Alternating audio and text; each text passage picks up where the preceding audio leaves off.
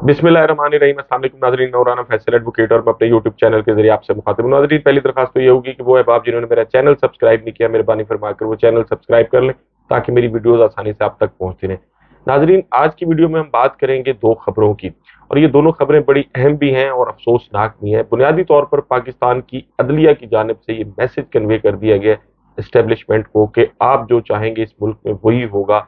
कोई आइन, कोई कानून, और कोई आइन और कानून की बात करने वाला अगर होगा भी तो उसको सबक सिखाया जाएगा। नाजरीन, आज साइफर केस में इमरान खान साहब की दरख्वास्त जमानत खारिज कर दी गई है।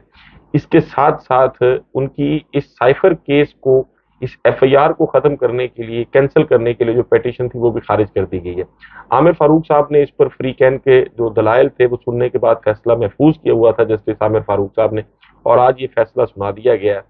और फिर आम तौर पर होता ये है कि जब भी किसी अदालत में किसी मुल्ज़म की दरख्वास्त जमानत ज़ेर समाअत होती है तो उस पर टेंटेटिव असेसमेंट जो है वो होती है, डीपर एप्रिसिएशन नहीं होती। लेकिन आज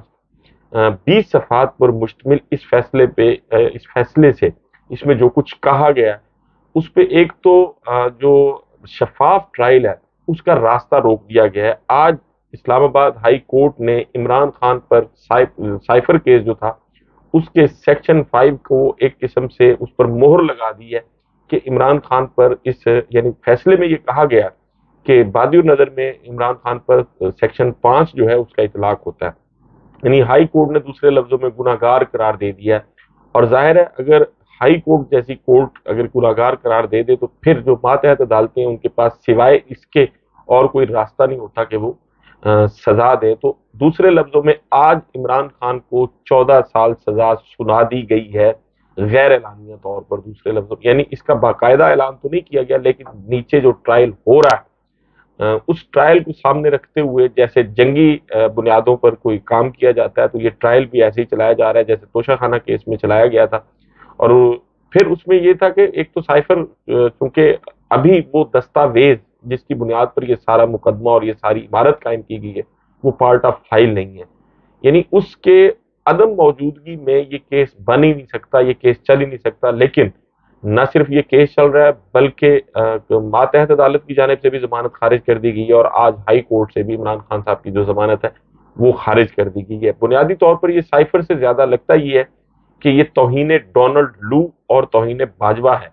और जिसने ये तौहीन डोनाल्ड लू और तौहीन बाजवा की है फिर उसको सजा तो देनी है, और इस सजा देने का फैसला कर लिया गया है। प्रोसिक्यूटर वैसे भी कह चुके हैं कि जी इसमें 14 साल और सजाए मौत भी हो सकती है। और फिर असल चीज ये भी है कि इमरान खान साहब ने बारहा इस कोर्ट पर और इन जजेस पर अदम एतमाद किया, और खसूसन आमिर फारूक साहब के हवाले से उन्होंने बहुत दफा कहा कि जी मुझे उन पर एतमाद नहीं है, मुझे उनसे इंसाफ की तवक्को नहीं है, और मेरे केसेज में वो समाअत ना करें, उनकी बजाय को दीगर जजेस जो हैं उनके पास केस भिजवा दिए जाएं। लेकिन बार बार उनके कहने के बावजूद, उनके वकला के एतराज के बावजूद आमिर फारूक साहब जो है वो मुसर रहे, और फिर केसेस उन्होंने समाअत किए सारे। और उन केसेस में जो फैसला आया वो भी कोई नजर आ रहा था कि फैसला यही होना है। एक ऐसा साइफर जिसको सीक्रेट कहा गया, और ये सीक्रेट डॉक्यूमेंट जो था इसको इमरान खान ने अफशा कर दिया, कौमी सलामती खतरे में डाल ली, दोस्त ममालिक के साथ जो ताल्लुकात थे वो बिगड़ गए, और पता नहीं क्या कुछ कहा गया।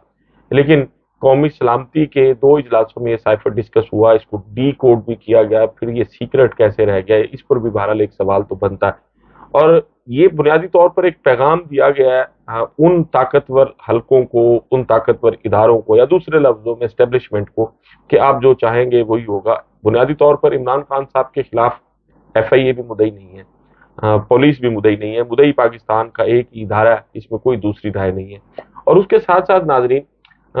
जस्टिस सैयद मुज़ाहिर अली अकबर नकवी साहब जो हैं सुप्रीम कोर्ट में इस वक्त वो सर्व कर रहे हैं, उनके खिलाफ एक रेफरेंस फाइल किया था पाकिस्तान बार कौंसिल ने। पाकिस्तान बार कौंसिल का मैं बता दूं कि पाकिस्तान बार कौंसिल में आजम नजीर तारड़ साहब, एहसन भून साहब और ये दीगर लोग जो हैं ये वो लोग हैं जो पाकिस्तान मुस्लिम लीग नून के बहुत करीब हैं, और पाकिस्तान मुस्लिम लीग नून से कुर्बत की वजह से ही शायद ये रेफरेंस फाइल किया गया था। और अब उस रेफरेंस में भी सुप्रीम जुडिशल काउंसिल की जानिब से, यानी काजी फायज ईसा साहब की जानिब से, क्योंकि वो हेड करेंगे उसको, शोकाज नोटिस जारी कर दिया गया जस्टिस सैयद मुज़ाहिर अली अकबर नकवी साहब को, और 10 नवंबर तक जो है اس پر ان سے جواب بھی طلب کر لیا گیا. بنیادی طور پر یہ ریفرنس فائل کیا گیا تھا, ایک آڈیو لیک ہوئی تھی, اس آڈیو کے حوالے سے یہ فیصلہ کیا گیا تھا کہ ان کے خلاف ریفرنس فائل کیا جائے گا. اور اب بظاہر یوں ہی لگتا ہے کہ مظاہر علی اکبر نقوی صاحب جو ہے ان کو بھی اس ریفرنس کی آڑ میں ویسے ہی نشانہ بنایا جائے گا جیسے شوکت عزیز صدیقی صاحب کو نشانہ بنایا گیا تھا. سپریم کورٹ آف پاکستان یا ہائی کورٹ میں ججز کو ان کے خلاف اگر کوئی شکایت ہو تو ججز کو گھر بھیجنے کا طریقہ کار جو ہے وہ پاکستان کے آئین کے آرٹیکل 209 کے اندر درج ہے. ریفرنس بھیجا جاتا ہے, سپریم جوڈیشل کونسل جو ہے اس میں ریفرنس پر سماعت کرتی ہے, اور اس میں جس شخص کے خلاف الزام ہوتے ہیں, جس جج کے خلاف, ان کے پاس یہ آپشن بھی ہوتا ہے کہ اگر وہ والنٹیرلی ریزائن کرتے ہیں تو پھر ان کو پینشن اور دیگر جو مراعات ہوتی ہیں وہ ملتی ہیں. لیکن اگر وہ کہیں کہ جی ہم ریزائن نہیں کرتے بلکہ اس کو ڈیفینڈ کریں گے تو پھر اس کے بعد جو ہے وہ جو سپریم جوڈیشل کونسل ہے وہ اپنا فیصلہ کرتی ہے. شوکت عزیز صدیقی صاحب کے ساتھ جو کچھ ہوا نظر آ رہا ہے کہ وہی بظاہر نقوی صاحب کے خلاف بھی ہونے جا رہا ہے. اور پھر پاکستان میں یہ المیہ ہوگا, اس وقت میں مطلب یہ دیانتداری سے آپ کو بات کر رہا ہوں کہ سپریم کورٹ آف پاکستان میں وکلاء کی اگر بات کی جائے تو وکلاء یہ کہتے ہیں کہ سب سے زیادہ اگر کوئی ریلیف دینے والے جج ہیں وکلاء کو وہ مظاہر علی اکبر نقوی صاحب ہیں. لیکن بدقسمتی یہ ہے کہ ایک ایسا شخص جو ڈٹ کے کھڑا ہو گیا تھا کچھ طاقتور اداروں کے سامنے اور اس نے کمپرومائز کرنے سے انکار کر دیا تھا اور قانون اور آئین کے مطابق فیصلے کرنے کا اعلان کیا تھا, اس شخص کو اب جو ہے وہ نشانے پر لے لیا گیا ہے اور پوری تیاریاں کر لی گئی ہیں کہ اس کو بھی نشانہ بنایا جائے گا اور سپریم کورٹ سے باہر کیا جائے گا. اور جہاں تک یہ عدلیہ کے اس قسم کے فیصلوں کا تعلق ہے, اس میں کوئی دوسری رائے نہیں ہے کہ آج کا جو اسلام آباد ہائی کورٹ کا فیصلہ عمران خان صاحب کی درخواست ضمانت خارج کرنے کا اور ان کی جو کویشمنٹ پیٹیشن کو ڈسمس کرنے کا, یہ بنیادی طور پر جانبدارانہ, متعصبانہ اور انصاف کے حصول کے جو بنیادی حق ہے اس کو سلب کرنے کا فیصلہ ہے. یہ پھر اعلیٰ عدلیہ کی جانب سے اس قسم کا انصاف کا قتل پہلی بار نہیں ہوا. وہ مولوی جسٹس منیر والے کیس سے اگر دیکھا جائے, ذوالفقار علی بھٹو صاحب کو بھی سزائے موت سنائی گئی ایسے کیس میں جس میں ان کے خلاف جو ہے وہ کوئی ڈائریکٹ ایویڈنس نہیں تھی. نواز شریف کو بھی زمین پر رہتے ہوئے ہائی جیکنگ میں 21 سال کی سزا سنائی گئی تھی, جاوید ہاشمی کو, یوسف رضا گیلانی کو, اور اب عمران خان صاحب جو ہیں ان کے ساتھ بھی یہی سب کچھ کیا جا رہا ہے. بنیادی طور پر وہ طاقتور ادارہ جو پاکستان میں کسی آئین کو, کسی قانون کو, کسی ضابطے کو ماننے کا روادار بھی نہیں ہے اور مانتا بھی نہیں ہے, اس ادارے کے سامنے پاکستان کی اعلیٰ عدلیہ جو ہے وہ لیٹ کر ایسے فیصلے کر رہی ہے جو پوری دنیا میں اس نظام انصاف کا مذاق اڑایا جا رہا ہے. جن فیصلوں کی بنیاد پر عمران خان صاحب کے ساتھ بھی ایسے ہی کیا جا رہا ہے. اور پھر اس کے ساتھ ساتھ عمران خان کا جہاں تک ایک تو اس کیس میں فیصلہ کر لیا گیا ہے کہ ان کو 14 سال جو ہے وہ سزا سنائی جائے گی, اور ٹرائل کورٹ کا جہاں تک تعلق ہے آج بھی اس میں 5 گواہ جو تھے وہ موجود تھے, لیکن اس پر ان کی جو شہادت ہے وہ آج ریکارڈ نہیں کی جا سکی, تو اس کی سماعت جو ہے وہ بھی 31 اکتوبر تک ملتوی کر دی گئی ہے. اور صرف اسی پر اکتفا نہیں کیا گیا, پی ٹی آئی کا جو ایک ممنوعہ فنڈنگ کیس تھا الیکشن کمیشن آف پاکستان میں, وہ کیس بھی اب کھل گیا اور 1 نومبر کو الیکشن کمیشن آف پاکستان نے اس کیس کی سماعت کرنی ہے اور اس کی جو کاز لسٹ ہے وہ بھی جاری کر دی گئی ہے. ایک طرف یہ سب کچھ ہو رہا ہے اور دوسری طرف گجرانوالہ پولیس جو ہے وہ بھی کسی سے پیچھے نہیں ہے. وہ بھی تھانہ کینٹ میں ایک مقدمہ جو درج کیا گیا تھا عمران خان صاحب کے خلاف, اس میں عمران خان سے تفتیش کرنے کے لیے اور ان کو باقاعدہ گرفتار کرنے کے لیے آج جو ہے وہ خصوصی عدالت یہ جو سائفر کے حوالے سے بنائی گئی تھی اس میں پہنچی اور کہا کہ جی ہم گجرانوالہ سے آئے ہیں. پوچھا گیا کہ جی آپ کون ہیں, تو بتایا اس شخص نے جو پولیس کی جانب سے پیش ہوا تھا کہ جی میں جی آئی ٹی کا ممبر ہوں اور کینٹ پر حملہ ہوا تھا اور جس میں 14 اہلکار زخمی ہوئے تھے, وہی مقدمہ ہے. تو پھر جج صاحب نے پوچھا کہ جی پہلے آپ نے تفتیش کیوں نہیں کی, تو انہوں نے کہا کہ جی پہلے دیگر مقدموں میں گرفتار تھے اس لیے تفتیش نہیں کی. اور پھر انہوں نے یہ بھی کہا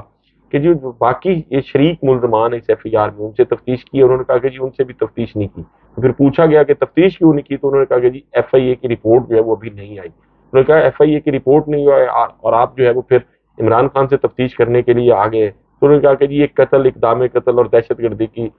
دفعات اس مقدمے میں شامل ہیں اور ہمیں عمران خان سے جو ہے وہ تفتیش کرنا مطلوب ہے.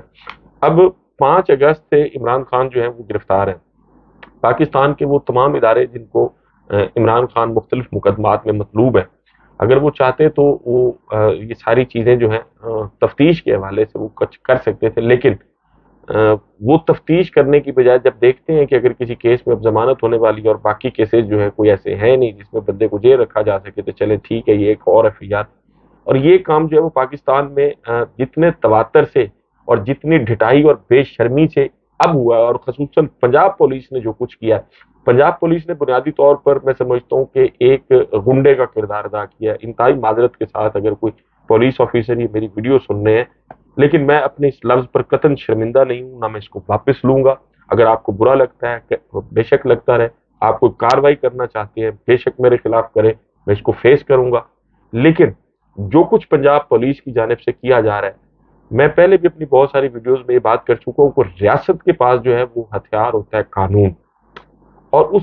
ریاست اپنے اس قانون کے ہتھیار کو سامنے رکھتے ہوئے اور اس پر عمل کرتے ہوئے مختلف اقدامات جو ہے وہ اٹھاتی ہے۔ لیکن پاکستان میں بدقسمتی یہ ہے کہ ریاست جو ہے وہ خود قانون شکنی کرتی ہے، یعنی ریاست سے مراد ریاستی ادارے ہیں۔ جب پولیس چادر اور چار دیواری کا تقدس پامال کرے گی، لوگوں کو غیر قانونی طریقے سے گرفتار کرے گی، لوگوں کو غیر قانونی طریقے سے اغوا کرے گی، اور پھر اغوا کرنے کے بعد لوگوں کو غیر قانونی طریقے سے مختلف نجی عقوبت خانوں میں رکھا جائے گا، ان پر ٹارچر کیا جائے گا، ان کی فیملی کی خواتین کو اغوا کیا جائے گا، ان کو بلیک میل کرنے کے بعد ان کی سیاسی وفاداریاں تبدیل کرائی جائیں گی، تو جب ریاستی ادارے اس قسم کی بدماشی، غنڈہ گردی اور لا قانونیت کریں گے تو پھر آپ لوگوں کو کیسے روک سکتے ہیں؟ جس زبان میں ریاست بات کرتی ہے، اگر تو قانون کی زبان میں بات کی جائے گی تو یقیناً لوگ اس کا قانونی زبان میں جواب دیں گے، لیکن اگر ریاست خود غیر قانونی اقدامات اٹھائے گی تو پھر لوگ جو ہیں وہ بھی اسی زبان میں بات کرنا شروع ہو جاتے ہیں، جیسے خیبر پختونخوا میں، بلوچستان میں ہو رہا ہے۔ اللہ نہ کرے پنجاب میں بھی ایسا ہو، لیکن یہ اقدامات لوگوں کو اس طرف لے کے آ رہے ہیں کہ آپ بھی ویسے ہی اسی زبان میں جواب دیں ریاستی اداروں کو، جو زبان ریاستی ادارے لوگوں کے ساتھ استعمال کر رہے ہیں۔ اللہ نہ کرے ایسا ہو، لیکن پولیس جو ہے، خصوصاً پولیس اس میں پیش ہے۔ خدیجہ شاہ، صنم جاوید، یاسمین راشد اور دیگر لوگ ہیں، وہ ضمانتوں کے کچھ کی تو ضمانتیں ہو گئی ہیں، لیکن اس کے باوجود کسی کے 3 MPO کے تحت گرفتار کر لیا جاتا ہے، کسی کو گھر کو آگ لگانے کے جرم میں گرفتار کر لیا جاتا ہے۔ مطلب یہ ہے کہ یعنی پولیس ایک ٹول کا کردار ادا کر رہی ہے پاکستان تحریک انصاف کو کچلنے کے لیے، اور یہ جو ٹول ہے یہ پاکستان میں خیر پہلے بھی استعمال ہوتا رہا ہے پولیس کا، لیکن اس دفعہ جتنے ننگے ہو کر، معذرت کے ساتھ اگر یہ لفظ کسی کو برا لگے، لیکن میرے پاس اس کے علاوہ اور کوئی لفظ نہیں تھا، پولیس جس طرح جو کچھ کر رہی ہے، جو اقدامات کر رہی ہے، اس میں کوئی رائے دوسری ہے ہو ہی نہیں سکتی کہ یہ بالکل لاقانونیت، درندگی، بربریت اور غنڈہ گردی ہے ایک قسم کی، اور اس غنڈہ گردی کا یقیناً ایک نہ ایک دن ہوگا، پاکستان میں ایسا آئے گا کہ جواب دینا پڑے گا۔ پاکستان تحریک انصاف کے جو کارکنان ہیں، میں یہ سمجھتا ہوں کہ اب ان کے گھروں سے نکلنے کا وقت آ گیا۔ وہ تمام تر لوگ جو پہلے خوف سے، مصلحت سے یا کسی دیگر وجہ سے اپنے گھروں میں خاموشی سے بیٹھے تھے، اگر وہ اب بھی خاموش رہے تو پھر عمران خان صاحب کے ساتھ اور پاکستان تحریک انصاف کے ساتھ اس سے زیادہ برا ہوگا جو کچھ اب تک ہوا ہے۔ ناظرین، آپ سے ملاقات ہوگی اگلی ویڈیو میں۔ اپنا اور اپنے ارد گرد کے لوگوں کا بہت خیال رکھیے گا۔ اللہ حافظ۔